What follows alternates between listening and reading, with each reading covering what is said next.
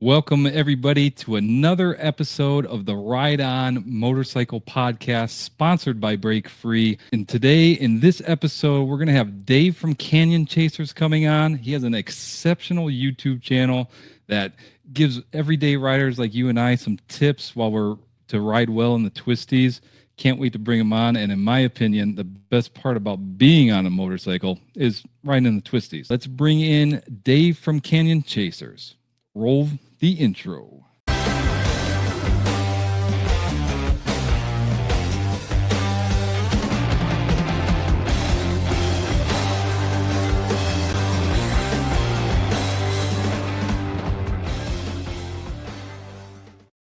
How are you? Not too bad. I appreciate you coming in here. All right, Dave. So we're just going to roll into this, and a little bit later, we're going to roll into Q&A after we ask all these questions. So for the first question, why don't you just tell us a little bit about yourself and your YouTube channel? Yeah, so my name's Dave, and based out of Salt Lake City. And Canyon Chasers was basically born way back in the early to mid 90s when I was at university. A good buddy of mine, we would always like sneak out of class and go for motorcycle rides. And we would always try to, Utah, the Rocky Mountains, the good roads are in between the mountains called canyons. And so we would try to connect as many canyons as possible between here and there.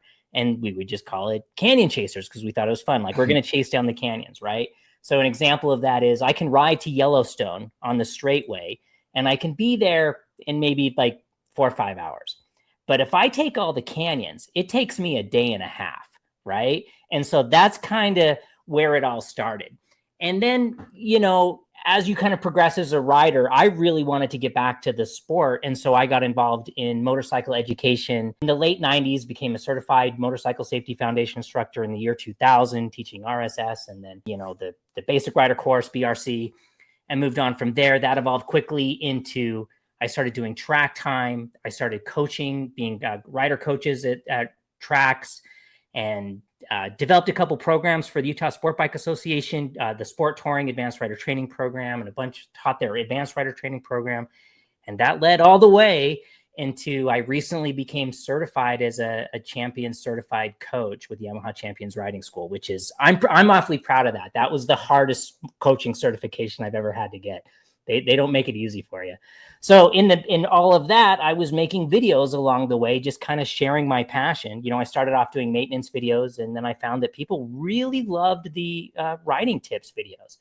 And that's kind of where we are today. Yeah, that's kind of how I came across you. Probably, I want to say I've been riding for about 6 or 7 years, so probably about 5 years ago, I came across your content, and it's great. And the worst part is like you take a little extra time before you post another video. So I would binge watch all your videos. I'm like, oh man, now I got to wait for the next video to come out. So yeah, awesome. I'm trying to always like speed up the production process, but I'm cursed with being picky. And so like, Right. I'm not going to lie. Like, sometimes I will record a video 6 times before I'm happy with it. And I Right. really need to mellow out on that. Yeah, no, I completely get it. Yeah, I mean, with me making videos as well, I'm the same way, but sometimes you just gotta tell yourself, just let it roll. It'll be fine. All right. So let's go over to question 2. You can't, or no, actually, I'm thinking of a different one. Sorry. Question 2. How long have you been riding, and what got you into riding motorcycles? Well, I've been riding since the ripe old age of about 3 or 4. Before my dad back in the 70s, he would set me on the gas tank of his motorcycle, and I would hold onto the handlebars, because in the 70s that was acceptable. That was safe back then. And we would ride all over the place, me sitting on the gas tank of his motorcycle. And my dad's a Harley man. My dad always has had Harleys, and that was kind of my upbringing. I've always been on motorcycles, and the biggest fights my dad and I always had was that I didn't really like the Harley thing as much. I was always enticed by the sportier side of things. So yeah, so I've been riding forever, basically. Okay, so have you ever owned a Harley? Because you mentioned you lean more towards the sports bikes. I've owned cruisers. I've owned a couple cruisers, but I've never actually owned a Harley. I imagine when the old man passes, I'll own 3. Okay, yeah. So I ventured into Harley's adventure bike, which is the Pan America, which was Oh yeah, pretty Pan America's sweet. great. My old man had a Ulysses for a while. That thing was pretty cool. kind of like the Okay. precursors to the Pan America. Yeah, great bike. Yeah. So I had it for about 2 or 3 weeks just recently, and I just traded it back in because it wasn't practical to It didn't work for my you. riding.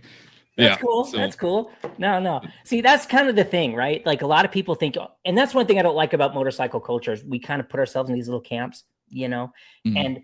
And I always like to quote an old friend of mine. He said, I've never met a motorcycle I didn't want to ride. I've met a lot of Right. motorcycles I didn't want to own, but we have so much more in common than we don't, right? Like Mhm. I love cruisers, right? My dad just got the brand new FXR ST, I think. It's all black. It's Okay. pretty cool.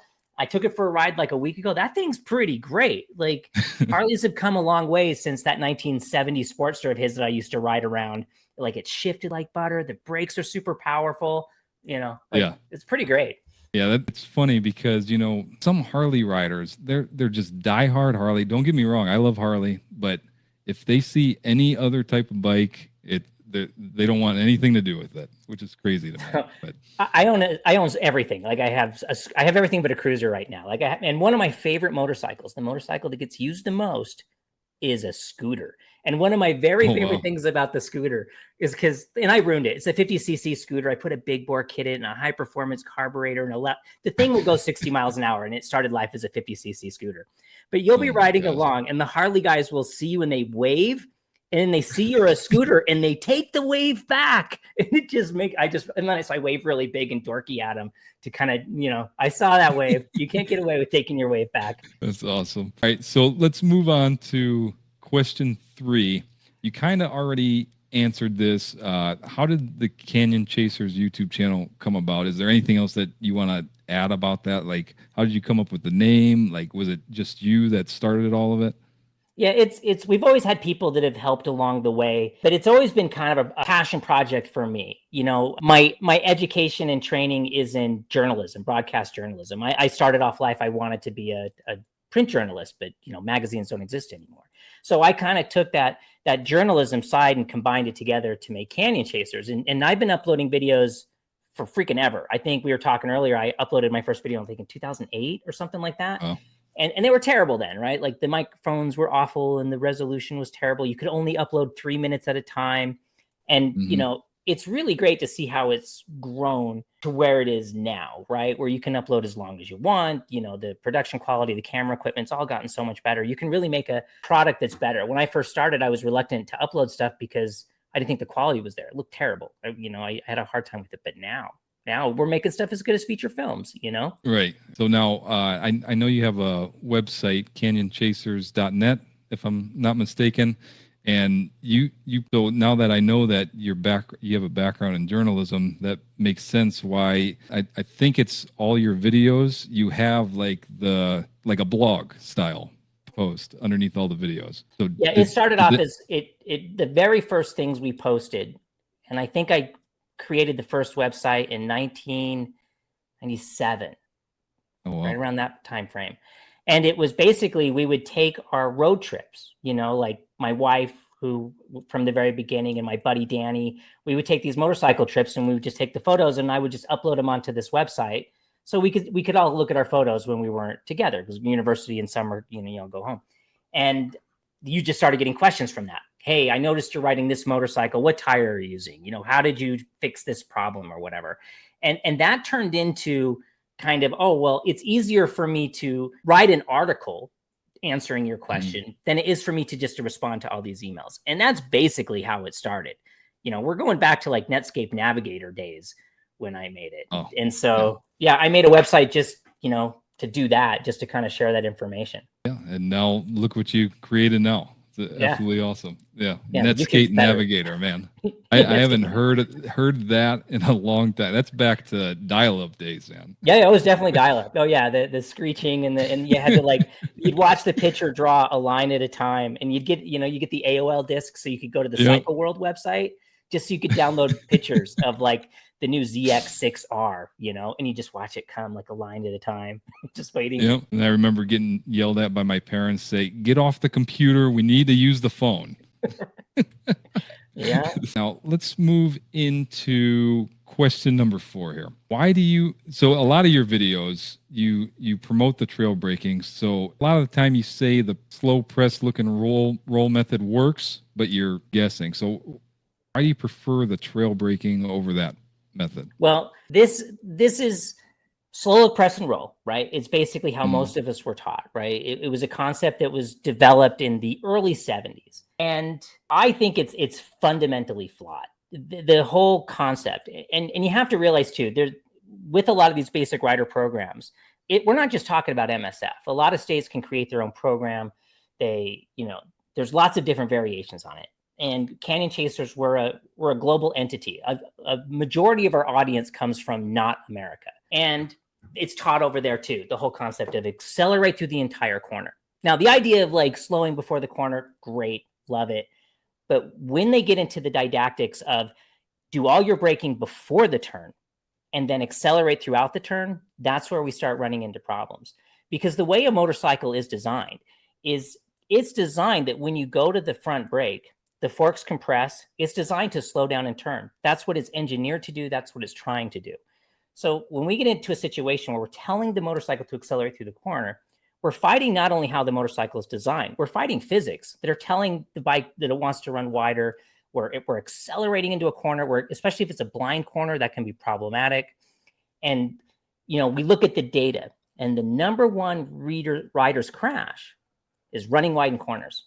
Well, they're running wide in corners because we're telling them to accelerate through the entire corner. And what's really interesting with this too is state of Washington has 2 basic rider programs. One is, your traditional one, and the other one's pretty progressive. And it teaches trail braking to brand new riders right from the get-go. And the difference in the data between those 2 students is profound, right? The number of crashes, they stay in the sport longer, all of these things. So it's hard, because you don't really want to be too critical of a lot of these new rider programs. New rider programs are so important, right? And a lot of these instructors who are teaching new rider programs, they are doing the Lord's work. But it's frustrating for me that we have all this new information about how motorcycles work and how they're designed, and there's still so many programs that are just so entrenched with, well, this is how we did it then. Well, there's a lot of things that we did then that we don't do now. We don't run bias ply tires and drum brakes anymore. Like there's a lot of things that we know now that are better.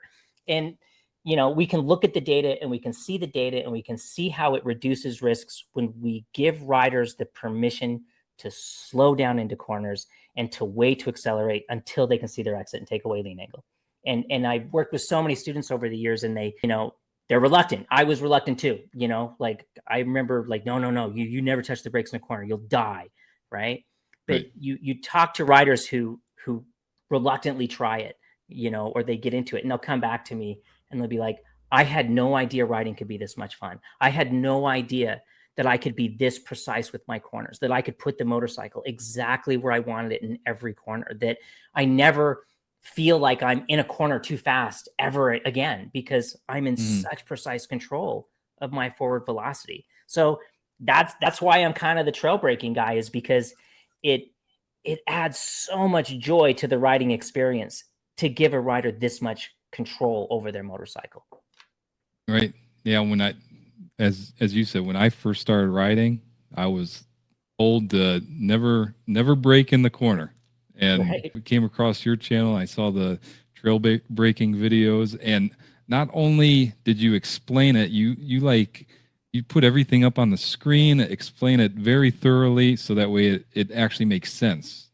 So that's great. And how do you think somebody should safely try and practice doing the trail braking? I think for a rider who wants to give it a try, right? And you guys are the cruiser world, and the cruiser world is even more entrenched in kind of some of these older ideas, right? So I understand that it feels a little scary, right? So a great way, there's two things you can do to really kind of like open the world to you.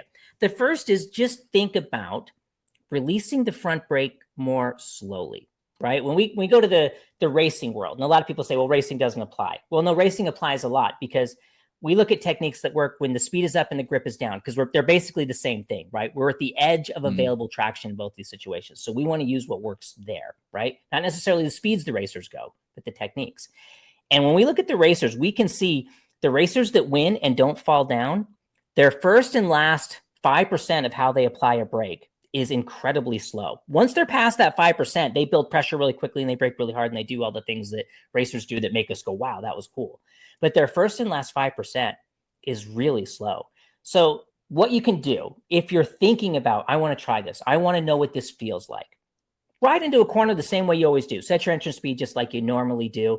Don't really change a whole lot, except really focus on releasing that last 5% of brake pressure just a little bit more slowly. And you'll start to feel that, well, I actually feel like I have more grip from the front tire than I do before, right? And it's not going to be this like, well, just go brake hard to the apex. And like, that's a lot. But if I just release that brake slowly, you're like, oh, I can feel that. I can feel the motorcycle wants to turn. It wants to change direction. And because I'm doing it in kind of like this really finite, small part of the process, nothing's going to be scary and shaky and upsetting, right? You're not going to upset the chassis. The other thing you can do is push your motorcycle, right? And just reach over and hold that front brake and just put a little bit of brake pressure on that brake lever till you can hear the brake pads start to touch those front rotors. And when it starts to get a little bit harder to push, that's 1% brake pressure, right? That's really all you need for trail braking, right? So you just push your bike and just squeeze it and feel it. Feel that drag. What does that feel like? What is that doing? Right. And then as a difference, like just do it and just mash the brake, right? And see how abrupt it feels. And it feels terrible, even just pushing it in your driveway, right? The difference between that first and last 5%. So, for someone who wants to try it out, put a lot of energy into those small percentage points, right? That's all we're doing. First and last 5%, even to the point of just leave your brake light on past corner tip in. That's trail braking. That's all it is. Yeah. So now there's also controversy about how to trail brake. And some people think, I actually had this conversation out in Daytona with a couple of my buddies. They think that, or they thought that when you're trail braking, you're holding the brake and giving it throttle at the same time. And I found out through one of the Champ School videos, and I think one of your videos, that's completely wrong. You don't want to do that. Yeah, so that happened. Someone actually took a Freddie Spencer school years ago, and Freddie Spencer was talking about overlapping throttle and brake, but he was on a 500cc two-stroke, and so he was talking about overlapping throttle with rear brake as kind of like a low-tech, low-buck wheelie control, traction control back in the day.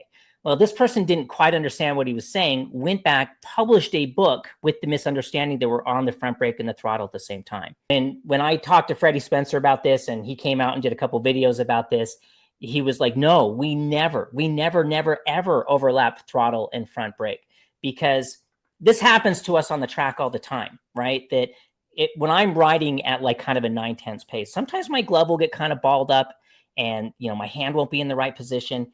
And my front brake and throttle will be on at the same time, even if it's only 1 or 2%. And at pace, it is absolutely terrifying. The motorcycle doesn't want to slow down, and the motorcycle doesn't want to turn. It is scary. And a lot of track riders crash in this situation where one is accidentally pushing against the other. So we know it doesn't work at speed, right? And that's our thing, right? And if it doesn't work at speed, it's not going to work at low speed. The rear brake is a different situation. We're talking about the front brake here. And so, yeah, it just simply doesn't work, and we can even look at the data. A lot of these race bikes have all the data analytics. We can see what the throttle position is. We can see what the brake pressure is. We can see exactly when there is overlap, and we can see how that adversely affects the motorcycle stability. So you can drag the rear brake against the throttle. That's fine. There's nothing wrong with that. But we never want to drag the throttle against the front brake. We never want to push those two forces against each other, because it puts a bike in a position where it doesn't want to do either thing, right? Right. Yeah. And Dave did a whole video on this on his channel, and I think that was just recently, if I'm not mistaken. But make sure you go to his channel and check it out, because he explained it so well, and it just makes complete sense. And now I'm practicing my trail braking. I still haven't perfected it, but we'll get there one day. Well, we're all trying to perfect it. I don't feel like I perfected it either, right? Like, I go up there and I ride with like the Champ School instructors. I'm just a coach. I ride with the instructors, and I'm like, oh my gosh, I suck as a rider. I'm terrible, So we're all trying to perfect it. And that's kind of the joy of motorcycling is, I've been riding my whole life and I'm still trying to get better. And I still extract a lot of joy from trying to find that precision. It was I think it was an old MSF thing that was like, the more you know, the better it gets. And that is so true, right? The better you get, the more precision, the more it just gets so much better. And we're not even talking about if you don't like riding fast, right? This isn't about just riding fast. This is about finding precision and control. Right. Yeah. As soon as you start getting better and better, as you said, it's more enjoyable. I mean, it's no fun riding scared. I mean, it sucks the fun out of it unless you're just going down straight roads all day, and that's not fun. That's not fun either, right? No, I don't enjoy being scared, right? And it's, Right. the way Champ School kind of broke down trail breaking, and trail breaking is kind of a confusing term, right? It's kind of, I don't really like the term, but how they say it, and I just think it's so genius. We go to the brakes when we're nervous. I can do that. We slow until we're happy with our speed and our direction. Well, I can do that too. We accelerate when I can see and I can take away lean angle. It's not this complicated, like radius, lean, percentage, whatever. It is kind of like this. You ride with your heart to a certain extent. I'm nervous. I'm going to my brakes. Middle of a turn, it's tightening up. I'm nervous. I'm going back to the brakes. I'm going to bring that anxiety back down because I don't enjoy being afraid. I don't enjoy that. I watch horror movies for that. And even then, they make me too scared and I turn them off. Yeah. It's definitely made me a little more comfortable if I know, or if I come into a situation where I'm coming in too hot and, I'm almost pretty much in the turn. I'm not afraid to touch the front brake anymore. As long as you're doing it right, nice and smooth, you don't want to jab it or you're going to wash out. We shouldn't be afraid of our front brake. We should be afraid of abruptness, right? Don't be afraid to go to your front brake. Be afraid of going to your front brake abruptly, because the abruptness is what causes all the horror stories that you've heard over the years. Yep. See what we got some of the viewers saying in here. Andrew Schultz says, one of the best things I took from the BMW road class was late apex and trail braking. Yeah, they kind of work together. On the street, on the track, the apex is a very definitive point, right? They put cones on it. You can look for it. You can aim for it and all these things like that. On the street, the apex becomes a little bit problematic because depending on which part of the world you ride in, your apex might put your head into the oncoming lane, right? So I like to think of it not necessarily in terms of the apex, but as the decision point, right? And that's the point where I can see and take away lean angle. At that point, if I can see that it's clear and it's good, then I can apex right on top of the yellow line because I can visually confirm that there's not a vehicle there. I can visually confirm that it's safe, and that's when I can apex. But it kind of gives you this you have a plan for every corner, right? Like the delayed apex and trail braking. I go into every corner knowing how I'm going to approach it, prepared to deal with anything that might happen unexpectedly. And that's empowering, right? Yeah. So great comment. Yeah, absolutely. Yeah. And then we have, and this was an interesting comment from Mark DeGrasse. He said, I first learned trail braking in the Forza racing game with the controller, and then 3,000 hours on project cars, one simulation racing, and then 3K hours in Assetto Corsa simulation racing with Fanatec hardware. I don't know what that is. Yeah, no, and I think that brings up a great point too. Planes slow down when they turn, boats slow down to turn, bicycles slow down to turn, cars slow down to turn. Why do we suddenly think that motorcycles need to accelerate to turn? Right? It's just a broken model. And you can tell, especially like these advanced video games, physics are in there and they're really good. And if you want to do the motorcycle one, don't do the ride 4, I think is do the MotoGP games. The MotoGP games, the trail braking in MotoGP game, the physics in the MotoGP games is incredibly accurate. It's really fun. It's crazy cool. That's awesome. All right, so now let's roll into our next question that I have in here. We just talked about trail braking. So why do you think so many people are afraid of using the front brakes in a turn? I would say because of abruptness. They've probably been taught that it's bad, so they're afraid of it. And so they end up going into a corner and like, don't touch the front brake, don't touch the front brake, don't touch the front brake, until things start to really get out of hand, until things get really kind of extreme. And then they go into they hit that panic phase. And then they're just like, I need to slow. And then it's this abrupt thing. And either it causes a crash, or it unsettles the bike. And it's this really horrible sensation. So yeah, I mean, or we were all kids on bicycles. And the first time you got on a bicycle with a handbrake, you leaned over the handlebars and you grabbed the front brake and you looped it. And you're like, yeah, front brake bad. I'm going to keep skidding the rear, And so we kind of get these ideas kind of ingrained in us. But look at any motorcycle, right? Your Harley's notwithstanding, right? You have two big giant discs on the front and, Right. well, you guys have one big one on the back. We have one itty bitty one on the back.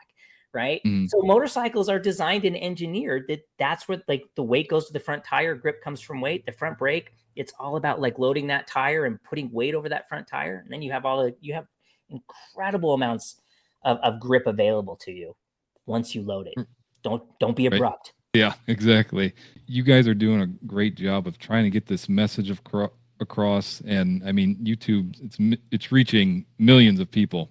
So I think they need to have some type of reform in the basic rider course, kind of revamp that because basically, in my opinion, once you graduate the basic rider course, you're ready to go out to a parking lot, practice, and then they should be taking the advanced riders course to be getting on the road. Yeah, the other challenge I think a lot of the beginner rider courses face is they have to prepare you to pass the test, right? Well, and the test might be completely nonsensical, right? So they're preparing you for something that doesn't really have a whole lot of real world application. And yeah, and I would love it if MSF or whomever, any basic rider, if they would just soften, slow look, press and roll to just say roll when you can see your exit, takeaway, lean angle, because the rest of it's fine, right? Slow look, press, roll when you can see your exit, takeaway, lean angle. That would solve so many problems. That, and they need to allow people to cover the front brake. That is the other place where we're dying. Right? We're dying because under application of the front brake and the time it takes people to get to the front brake. We look at all this crash data. Telling people not to cover the front brake is putting them at a huge disadvantage. Cover your front brake. You can save yourself almost a football field's distance just by covering the front brake. When you're going at freeway speeds, a football field is a world. That's a lifetime. Yeah, exactly. I believe in brake free. I think that's a good thing. So for question number 6, you've mentioned Champ School in the stream so far. So what exactly is Yamaha Champ School? So Yamaha Champions Riding School, it was born from the Freddie Spencer Riding School. And for those, if you're cruiser guys and you don't follow racing, Freddie Spencer is one of the greatest American road racers of all time. He was the last person to ever win the 250 and the 500 GP championship in the same year, which was unheard of. He would get off the 250 GP bike, drink the champagne, jump on the 500 GP bike and go win that race. It was, absolutely incredible. And he started a school to kind of come back. And it was based largely around trail braking because he was seeing all the crashes and he was seeing it's like, riders shouldn't have to be falling like this. Like there's a better way. Started the school, did that for a number of years. He hired Nick Einoch. Nick Einoch was a famous moto journalist with Motorcyclists magazine. He wrote a famous article called The Pace, which when I was in college, that was a big game changer. And then he came back and he wrote the Pace 2.0 because he's like, you know what, you need to use more brake in the canyons. And I really admired him for coming back and kind of revising it. He's like, look, I made a mistake. Let me give you more updated information. Well, that got him a job with Freddie Spencer. When Freddie Spencer retired, their lead sponsor, Yamaha, kind of took over, kind of helped them keep things off the ground. They were here in Salt Lake City. And they basically look at, because they're Yamaha, they have access to the best riders in the world. They have access to the engineers. They have access to this great corporation. And they're looking at what the best riders in the world are doing. And they base their curriculum around that. And when there is new information, when new techniques are developed, they change their curriculum to implement that. Now, you might be sitting there as a cruiser person thinking, well, this doesn't apply to me. I'm not a sport bike guy. I'm a cruiser guy. No, there's Yamaha makes cruisers too. They do. And their school, they have a bunch of really great programs. They have like their 2-day track school, but they also have their street rider program, which is a 1-day program. It is incredible. They also have their online programs, which is what I've been helping them with out for a couple of years now. Champ U online. It's really for $50 or whatever. And I have a coupon code for that I give out. If you want to use coupon code FOCUS, you get a discount on any Champ School product. But it's all the current information. It kind of, you had your basic rider course, maybe you even did an experienced rider course, you've done something else, and you're like, I want a refresher. You sign up for the Champ U online. You have that program for the rest of your life. You go in there, you can rewatch the videos. They give you exercises you can do. And they've developed a whole bunch of new programs since the first one. They have a new rider program. They have Champ Body now, which is, one thing that I learned helping them make that is, you get stiff between your shoulders, you're riding and I'm like, oh, I'm stiff between your shoulders. Well, they brought in like doctors and they're like, well, you're getting stiff between your shoulders because you're not breathing correctly. And you're like, oh, I thought it was my handlebar position. I thought it was no, you're not breathing. So there's just a ton of content that comes through Champ U. I am really proud to be associated and be working with them because I think what they're doing, I just am really drawn to data-driven instruction, right? We have new information, we're going to change the instruction. We're going to make decisions. We're going to do things based on the data, not just on what Grandpa Ned did in the 40s. Right. Like we're going to look at what are the best riders in the world doing. We're going to make that. And Nick, because he was a journalist, Nick Einach, he has a real talent in distilling down these really complicated techniques into something that's so understandable, right? Go to the brakes when you're nervous. That's from Nick, and it's genius. It's pure genius. And the whole program is like that. So how did you become an instructor over there? Because that's you went through all their courses before you became an instructor? Or? Oh yeah. You got to go through the whole thing. And I'm just a coach. There's a hierarchy. I'm the low level coach guy. The instructors are much higher than me. They invited me out to come do a school. And I was familiar with them because they were here in Salt Lake. So I've known a bunch of the instructors for years. I've been friends with them. Even before our like kind of more formal association, I would send them scripts and I was like, is this accurate? Is this the right way to say this? Is this? And so I did their school and I was like, this is better than I thought it was going to be. This is profound. And one thing just kind of led to another. I was working with them. How can I work with you guys? How can I work with you guys? I was like, and they invited me to go through their coach program. And it was not easy. It was incredibly hard. You can't be slow and you got to be able to explain things. And it was the toughest instructor or the certification I've ever went through to go through their coach program. So maybe someday awesome. I'll make it up to instructor level. I would totally relish that. I mean, you seem extremely knowledgeable, so I don't think you're going to have an issue eventually becoming one. Well, thank you. Mark DeGrasse says, I took it, well worth it in my opinion. And, I'm actually, me and my buddy Q from YouTube channel, Riding and Wrenching, we plan on getting together and doing the street course. Because we both took, I don't know if you ever heard of Lock and Lean. It's slow speed motorcycle stuff. I took it last weekend. He took it a few months ago. And so we're always searching for the next class and course to take. Because you can combine everything that you're learning together.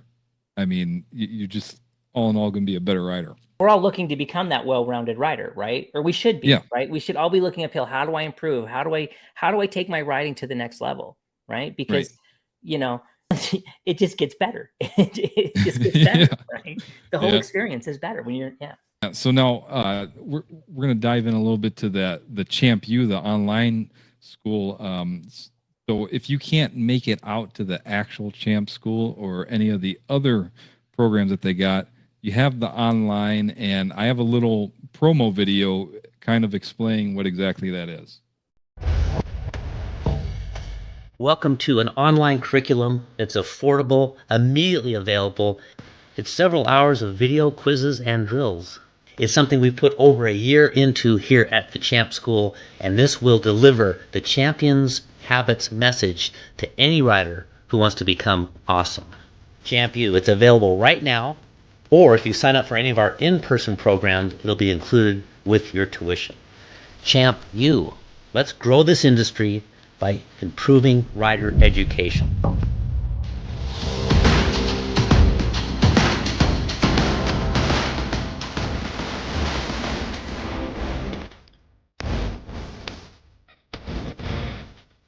Champ U.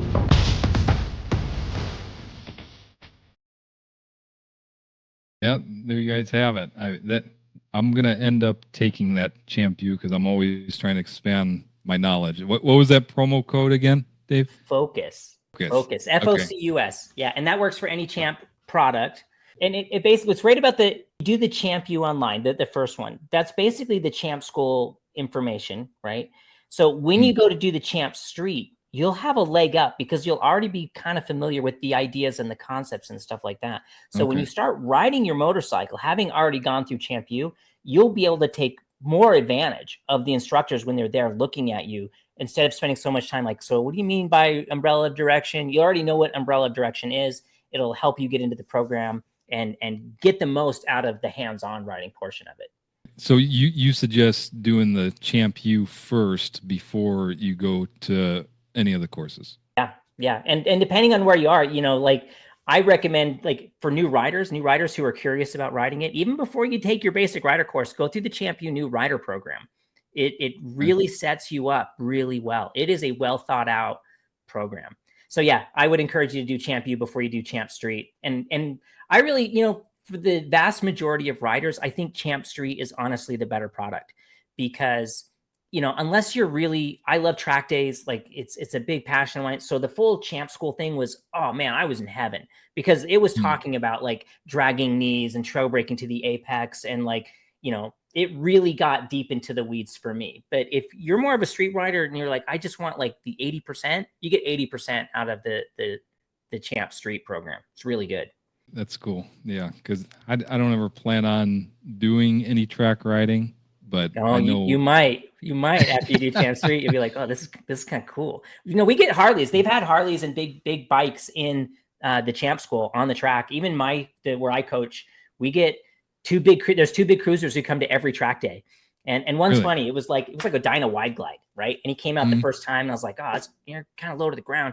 And like he had a gas, and now like he's raised the thing like 6 inches. He's got like custom Owens forks on the front with like these big giant Brembo monoblocks, and I was like, dude, you should just go buy another motorcycle. He's like, no, I'm kind of attached to this one. And I'm like, well, you look awesome out there, because like it's one thing, like the motorcycle doesn't know that it's not a sport bike, right? It only knows the inputs that we give it, and it is the bagger racing is super cool, because we're seeing those Harleys out there killing it, right? They're doing awesome stuff, and it's really cool at my local track day. So don't ever say never, Joe. You might end up in some track time. So you're saying cruisers actually show up there. So obviously they're not going to be able to lean as much, but they'll still accept them coming in and riding if they faster? Don't find another track day provider, because and when you look at like the techniques that we really advocate for, like the trail braking, one of the big concepts that we talk about, and it's super important for cruiser riders because you have less cornering clearance, is we brake a little bit later into the corner. So we're actually going straighter for longer, so that at the point where we need to turn, at the point where we need to carry the most amount of lean angle, we're going the slowest. So we can actually do that turning without having to lean as far, get the motorcycle pointed, and go back to the gas. So it's not that old school way where you had to be on the side of the tire forever, where a cruiser is limited. The modern riding technique puts a cruiser at far less of a disadvantage in the corners. It's pretty cool. I'll keep that in mind. I might take both courses then. I have the road one and the track one. I've got Karen, she's referring back to the trail braking. I briefly used my front brake in a turn by accident one time. Scared the living daylights out of me. I was surprised when I did not crash. I think what Karen is talking about, like, I'd be interested to know, how did she squeeze that front brake? Right?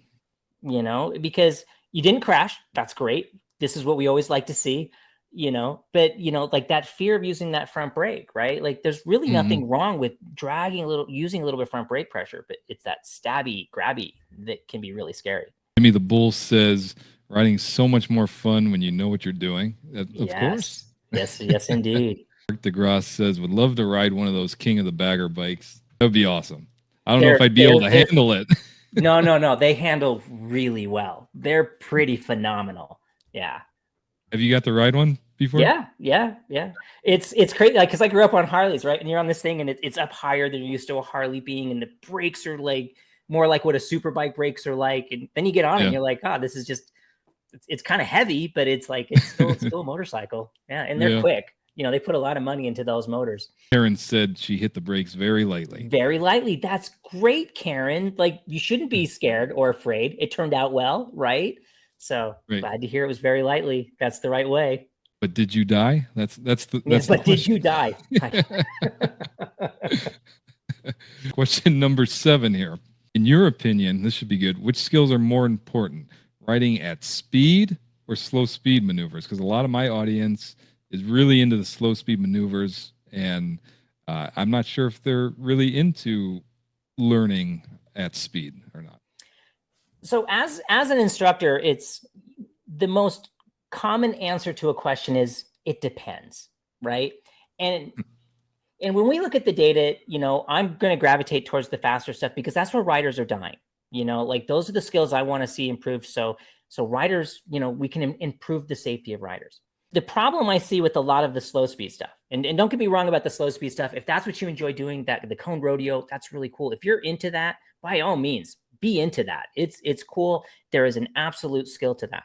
Criticism of a lot of the slow speed stuff is motorcycle culture tends to kind of be leaning towards or almost requiring that riders be able to do foot on pegs, lock to lock U-turns as a measure of a good rider.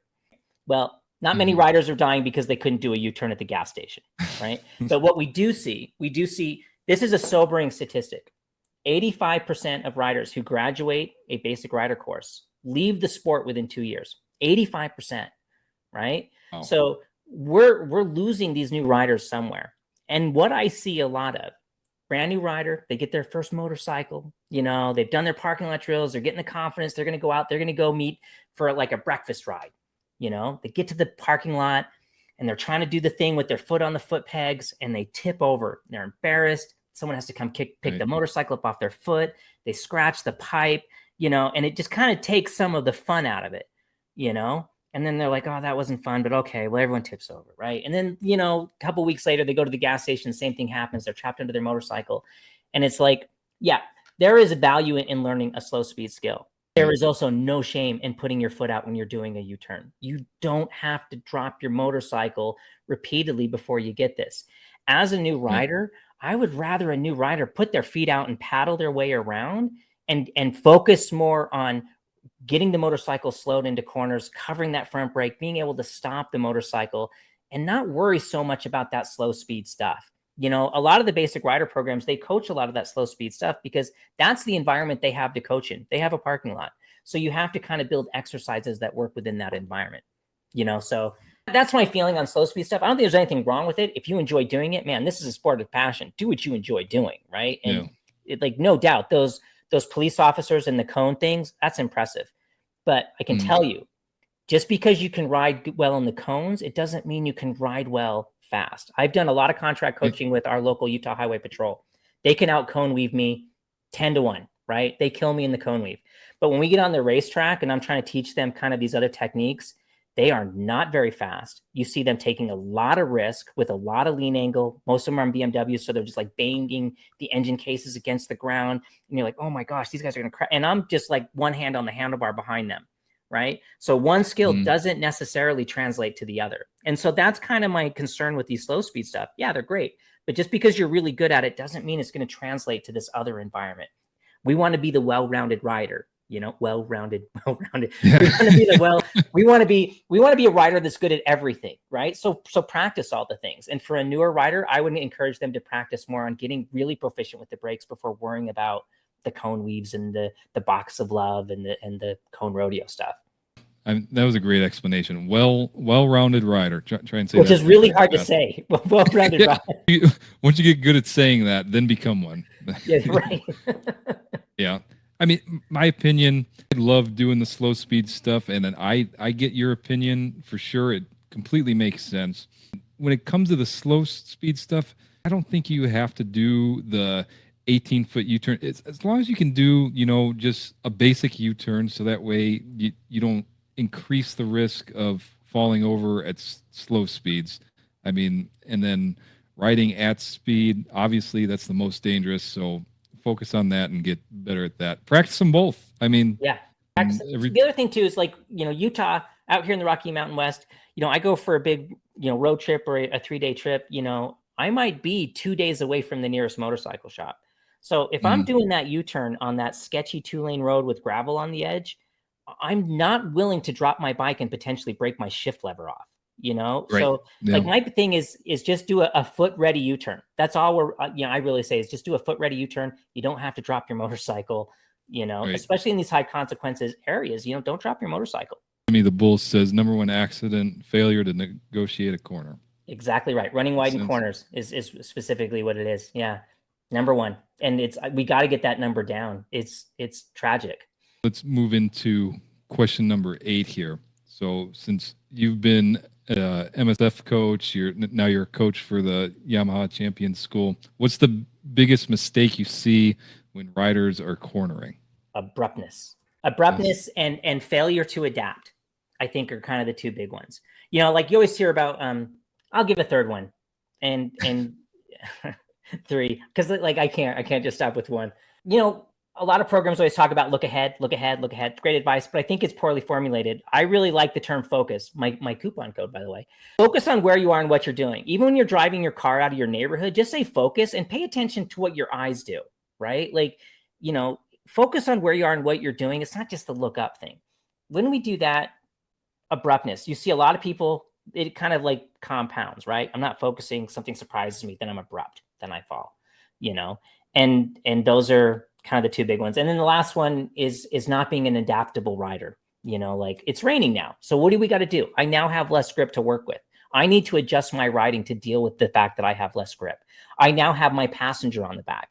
The bike is going to take longer to stop. It's going to be harder to turn. I need to adapt my riding. I can't ride at the pace that I like to ride by myself when I have my significant other, my child, my wife on the back seat. So Right. Yeah. being an adaptable rider, I think, is another big factor. Those are the big three that I think: focus, Yeah. abruptness, failing to adapt.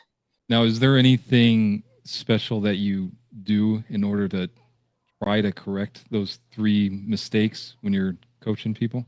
I try to tell riders every time before you get on your motorcycle, right?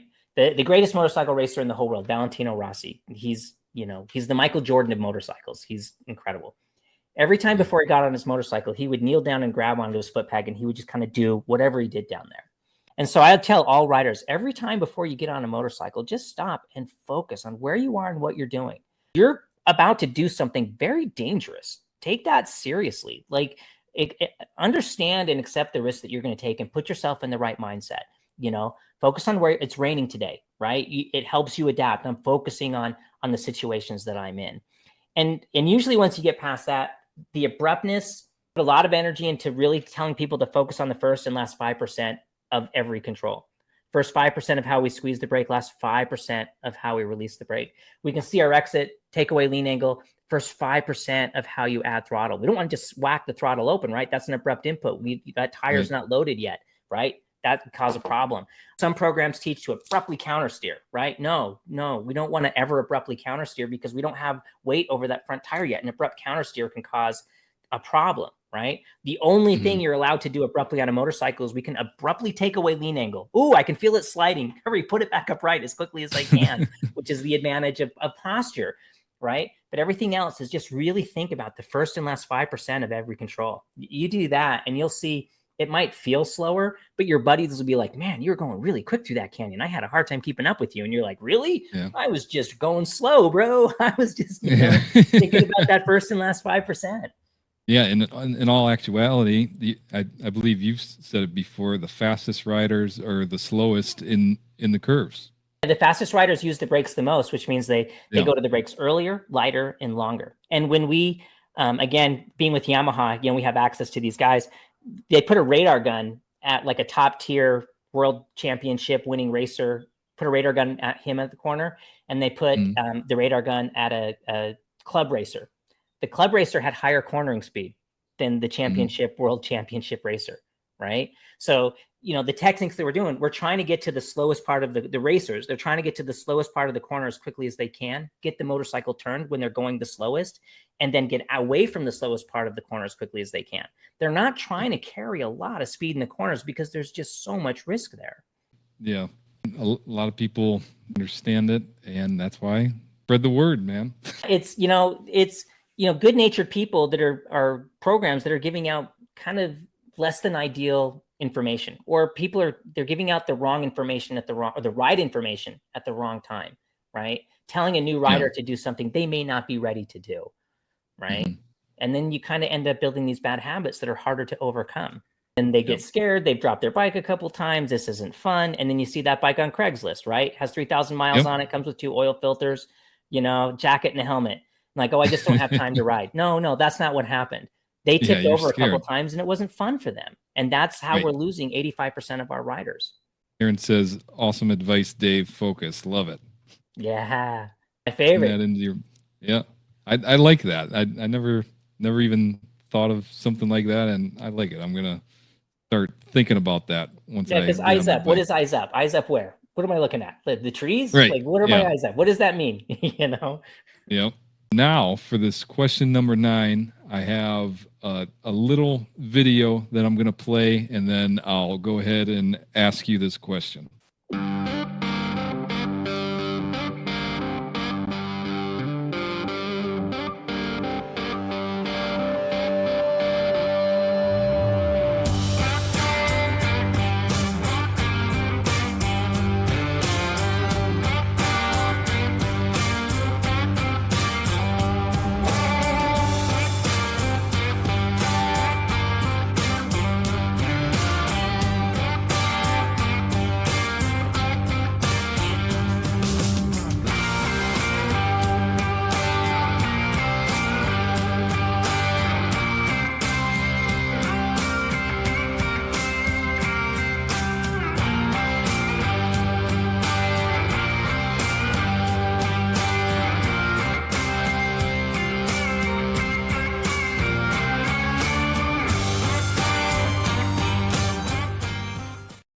Into this question, I apologize. You've probably seen that video a million times, and some of you watching probably have seen it as well. As far as this question goes, what gave you the idea to start drawing a racetrack in your driveway? Well, like all good ideas, they came from my wife.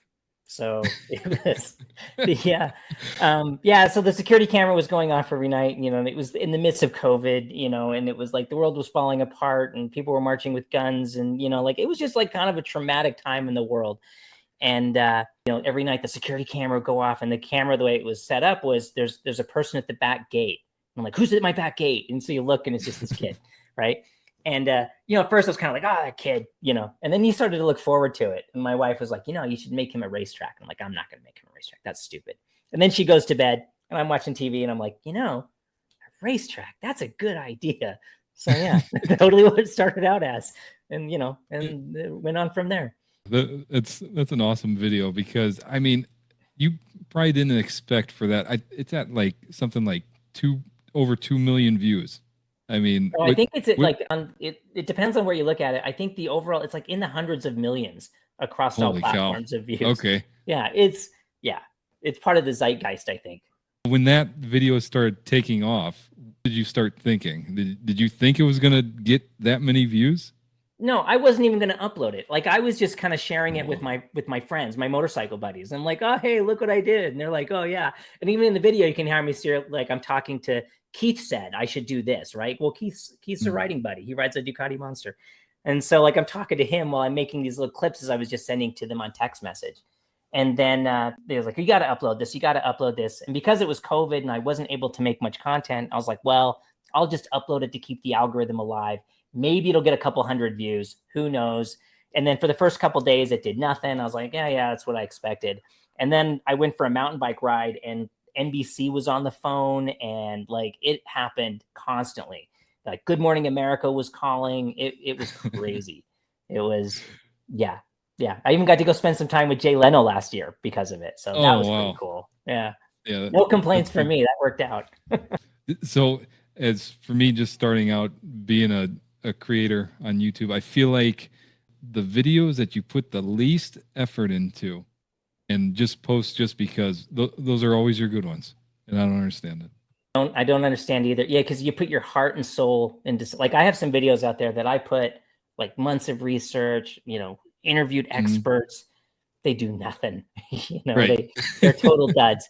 But to some people, like they loved them, so that's why, But then like a video you don't even think about, right? Goes crazy. It just takes off. My wife says that is so cool and what a great idea. Karen says your wife is smart. My wife is smart. Yeah, she's the smart one she definitely is. Sir just says sweet, gave the little man a good time for the day, and a bunch of other people too. That make sure you guys go to his channel and watch the entire video, because I chopped it up a little bit. The video is about 3.5 minutes long. It's good. Now Move into the last question. I always ask this question to everybody that comes on because everybody has a unique answer. So, what was the worst experience you've ever had on a motorcycle? I actually made a whole video about the worst experience I had on a motorcycle. And it honestly dovetails exactly into what we've been talking about. But when I was a basic rider coach and I was all in on the slow look press and roll, we went out to, my wife and some friends of ours, we went out to California, Monterey, to go see the MotoGP racing. And we were, well, we'll just do a day ride for today. It's just free practice. We'll come back and watch it. And, you know, you're riding in California, and California is epic, right? It's motorcycle land. Every road's gorgeous and fantastic. And I was a little bit distracted, and I came into a corner a little too, it was a downhill off camber corner. I kind of came into it a little too quick, and I'm like, well, you just got to stay on the gas and lean more, right? That's what they tell you. That's what I've been telling students for 10 years, stay on the gas and lean more. Well, I stayed on the gas and leaned more. And wouldn't you know it, I started running wide. There's a car coming up the hill, right? My wife's right behind me. She, like, it was inches of me almost like center punching this poor silver Honda as I went off the road on the other side, and there was a cliff on the other side. I almost went off the other side. And it was at that moment that I was basically like, you know what, this isn't fun for me anymore. You know, like I don't enjoy this. It's not fun. It's miserable. You know, maybe I'm not good at it. I was watching all my other friends who had adapted to trail braking. I was just watching them just progress and flourish as riders while I was sitting here running wide on this stupid, simple corner. And that night, you know, we ran into some friends from Champ School, and one of them, guy named Shorty, he's like, Dave, let me talk to you. Let me give you the good news of trail braking. And he kind of like gave me the gospel of trail braking. And it sounds stupid, but it feels kind of like finding the right religion. Suddenly you're like, oh, it's easier. It's less work. It's like, I'm not putting all this effort into it. And it just completely brought the joy of the sport back to me. And that was a big inspiration for, you know, kind of what I'm doing now. It's like, if it could turn around my riding that profoundly to a point where, you know, I'm near 1 million miles on a motorcycle, right? And I was ready to give up. And, you know, if it can turn my riding around where it turned into, I couldn't wait to get on the motorcycle. I couldn't wait to go for a ride. I couldn't wait to go out and practice it and do some more track days. If it can do that for me, like, I want to give that to somebody else, right? Like, help you find the joy in riding, you know, and it doesn't have to be fast. Like, I don't hate cruisers. Like, you know, I hate that whole thing. It's not about being fast. It's about the precision and the joy and the comfort and the being in control and knowing what you're going to be doing into every corner. Yeah. To me, that's the whole point, right? Yeah, that's awesome. Now, your wife rides as well? Oh yeah, she was a coach too. She was wow. a coach with me. Yeah. So we just celebrated our 25th wedding anniversary, and yeah, Congrats. She just hates being on camera, but she's basically the drone shots. She's responsible for most of those drone shots. She's a big part of the channel, but she hates being seen. So yeah. Oh, wow. That's good. Now you have somebody that can take care of some of that technical stuff and kind of split off the workload. Now I went to your website and read the about page, and you have like a whole team that works on the Canyon Chasers stuff. Yeah, those are like the longest friends that they advise. I talk to, you know, Alex is one of my closest friends. He works at Champ School. He's a staff instructor at Champ School. We have Brian. Brian is a championship winning racer. We go to him all the time for advice. You know, we have top mechanics. So a lot of the people listed there are a lot of the people I go to for advice. I'm not just pulling stuff. This isn't just me saying these things, right? I want to make sure every bit of information that I goes out is vetted. It's looked at. Experts kind of agree with it. I'm not just like, Dave says, well, that's great what Dave says, but you know, I want to know what some of these other people have to say. That's more important than what I have to say. And that's fantastic because you back up what you say with statistics. You know, it's absolutely great. Rich the Return Rider in here. He's got a great YouTube channel. He rides Goldwings, a Goldwing. Says, how important is doing a track day for folks that like to ride the twisties? So think of it like this. Track day is your favorite stretch of twisty road with no oncoming traffic, no police officers, no gravel, hopefully no deer, you know, no blue hairs, no nothing, where you can just go focus on whatever it is that you want to focus on. I think for the riders who are really drawn to that kind of twisty aspect of things, it is great fun because We always want to ride like at 60, 80%. Well, my 60, 80% on the track just got faster because I don't have to worry about all these other things going on. Everybody's going the same direction. I'm not going to run into a tree or a guardrail or a sign or any of these other things. You know, tracks are designed very specifically to have very safe runoff zones. You know, I've been teaching track days since what, 06. So what, that's 16, 7, 6, a lot of years. And I think I've only seen in that time 2 injuries of note. One was a broken leg. Wow. And one, the guy had a heart attack. I don't know if we can really count that one. Maybe he was just having much fun that he just got. So, you know, keep chill, stay relaxed. That is something that intrigues me about track riding, is because you're in a controlled environment, and it's so much safer than trying to practice with everything that you mentioned, like traffic coming at you and everything like that.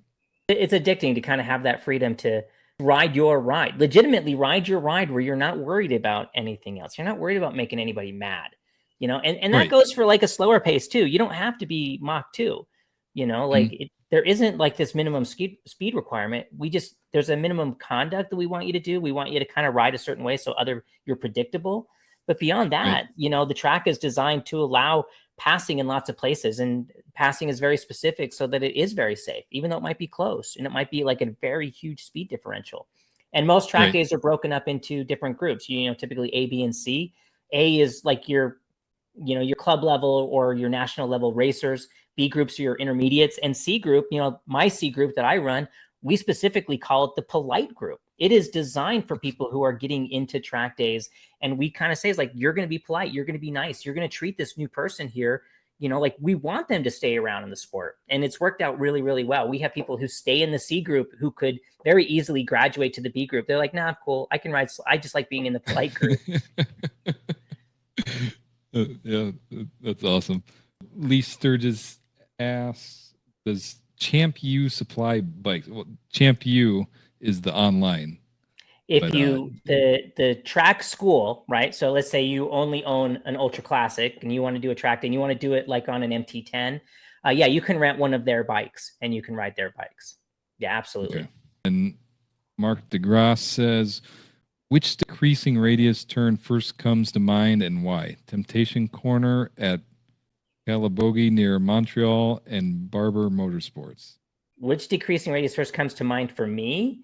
It's going to be the one on East Canyon that comes over the hill and it's blind and it button hooks back into itself with a fall away corner with a cliff on the other side. That's the first one I always think about, because that's the one I don't want to get wrong. There's also one on Highway 12 in Utah. And if you're not familiar with that road, it's where they filmed the Coyote and Roadrunner cartoons. It is Red Rock Cliffs with this road that goes through these impossible places. And there's 1 or 2 decreasing radius corners there that are what we would call a high consequence corner. Those come to mind before the track stuff.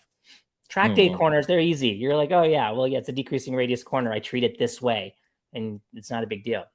Simon Lai says, hi, Dave. Given a free choice, would you rather ride on track or street? 90% of the time, I would rather ride on the street. But if it was a special track, that would woo me. My true love really is riding in the street. Sport touring is really where we were born from. You know, like we did a big trip up through British Columbia, up the Sunshine Coast, where you do the ferries and you get off. Motorcycles have priority boarding, so you're the first off the ferry, which means there are no cars in front of you. You have the road literally all to yourself, you know, and the sun setting and the ocean, and that's better. The track is kind of like a means to that. The track is this great way to kind of bring my skills to a level that I can ride these really crazy mountain roads very comfortably, where I can I'm riding a decent clip, but for me, it's very slow for me. I'm looking around. I can really enjoy it. I'm prepared for any emergency. So the one kind of feeds the other. Now, if we're going to talk about, there are a few racetracks in the world that I would give my eye teeth to ride, like Mugello in Italy, Phillip Island in Australia, Assen. I think I would like to ride Assen. Those might tempt me away from a street ride, but the street is really my true love. And I see a British flag there, so I should mention Silverstone. I would love to ride Silverstone. I got you, brother. I'm not into the whole racing thing, so all those tracks that you listed off, I have no idea.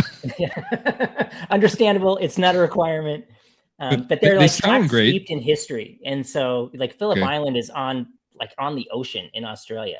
Okay. Silverstone is an incredible track. Like, man, Formula One, Mugello, come on, it's in the heart of Tuscany. Come on, who doesn't want to ride a motorcycle? Right? Come on. So, wife says, do you go out and find other tracks outside of your state and try to practice on those? I do. Yeah. We usually do that in the winter. Snows here in the winter. So usually in the summer, we'll head to California. California has a bunch of tracks, and it's a great way to kind of keep your riding legs during the winter months when you can't ride as much. Right. Out here in Ohio, I mean, we're kind of in the same situation. Winter comes, and then my bike sits in the garage. My skills diminish.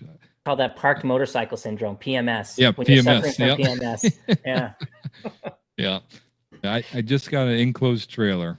Nice. So I'm thinking, maybe once or twice in the winter, kind of sneak out a little bit and, not be as rusty.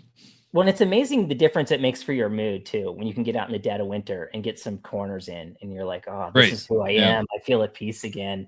I can deal with the guy who cuts me off in traffic because I got my Zen. I'm good again. Yeah. What do you say to somebody that you're trail breaking? Say the road is just completely downhill at a really high slope, and are you able to stay on your brakes pretty much that whole time without overheating them? Okay. So, and then for you cruiser guys, right? So cruiser guys, you have like a longer wheelbase. The bike is a little bit heavier. You have more rear brake at your disposal than a sport bike does. Sport bikes are light, short wheelbase. They're really kind of tight. When they're going down those steep hills, the rear brake becomes virtually ineffective. You guys have more rear brake that you can use in those situations. And you really shouldn't worry about overheating your brakes. Modern brakes, come on, man, these brakes are designed on race bikes that are slowing down from like 230 miles an hour for a 20 mile an hour corner. Even your heavier bikes, your ultra classics, your road glides, stuff like that, you're unlikely to overheat your brakes. And if they do start to kind of get a little mushy, you can just pull off and let them cool down for a second. But you'll be surprised how much heat those brakes will take before it becomes a problem. I'm sure you've rode the Tail of the Dragon before. I haven't actually. Oh my gosh, really? I know. I never get back east. There's that big flat spot in the middle. Yeah. You got to go to Tennessee and North Carolina and ride those roads out there. Oh, I really want to. Absolutely beautiful. Really it's beautiful. Yeah. When I was riding the Tail of the Dragon, I've done it 3 times and I'm over it. It's nice, but a little overrated. But when I ride that, I can smell my brakes and it gets me a little nervous, but everything works out. And like what brake pads are like $60-$80, whatever. Right. Yeah. Like in the scheme of things, $60-$80 for brake pads, or I fall down and break my collarbone. I would rather go through the brake pads, Yeah. I mean, it's a wearable component on the motorcycle. Yeah. We get that comment all the time on our YouTube channels. Like, oh, you should never do that. You'll just burn up your brake pads. Brake pads are cheap and disposable. They do wear out, just like tires. I'm not going to ride my motorcycle because the tires might wear out. That's silly. I'm not going to not use my brakes because my brakes might wear out. No. This is what they're there for. Exactly. Well said. Dave, I really appreciate you coming on to the stream. It's absolute honor because I've been watching your videos for quite a few years now. But before I let you go, where can people find you on the internet? You can basically just Google Canyon Chasers, one word, anywhere. It's YouTube is kind of where we're putting all of our eggs, as it were. I strive for a video every 2 weeks, but it doesn't always happen that way. We have a podcast and the website, Instagram. I'm on Twitter now, not Twitter, TikTok. I probably won't stay there for very long. TikTok is a hard place. I don't know. I think I'm a little too old for the TikToking. It's the little dance moves. Yeah, I'm everywhere. But yeah, YouTube is where I put most of my energy because I like the interaction with the audience on YouTube better, right? And that's a big part of why I do this. TikTok's a whole different breed. Once you thought some YouTube comments were bad, post to TikTok and then let the comments roll in. It's fantastic. Oh, I have one last question for you. Okay. Do you think it's okay to mount a on the high side? Sure. Why not? Is that not a thing? Like I'm a short guy. I'm not very tall. Sometimes, depending on the slope, that's my only option. Is to go over the high side. No. I'm not really into. So I was in the military, and when you're in the Army, they make you take all these like crazy personality tests, and they made me take this one. and it came back and it said, "Not impressed with tradition." And that was like a big check against me. He's not impressed with tradition. But like the older I get, the more I'm like, yeah, I'm really not impressed with tradition. You don't need to get on the bike from this side or that side. Like I usually get on the low side because the kickstand's there, but if who doesn't matter, right? Yeah. Yeah. Well, I posted a YouTube short showing people how to get on to the high side of the bike. I got completely ripped a new one for doing that. It's okay. So I made a short that was a spoof on that Sarah McLachlan commercial about the dogs, like rescuing dogs. And it was save the levers, right? It was like save the levers. And it was basically like doing the foot ready U-turns, like every day, brake levers and shift levers are needlessly broken. I thought it was kind of funny. I thought it was a cute way to kind of like just put your foot out. Same thing. Yep. I got lambasted for that. Yep. Like, oh, I can't believe you're a coach and you would ever tell you. People are so sensitive nowadays. Dave, thanks for coming on. Absolute pleasure. And we'll see you next time, brother. Yeah, that sounds great. Thanks for inviting me. This was a lot of fun to talk about these things.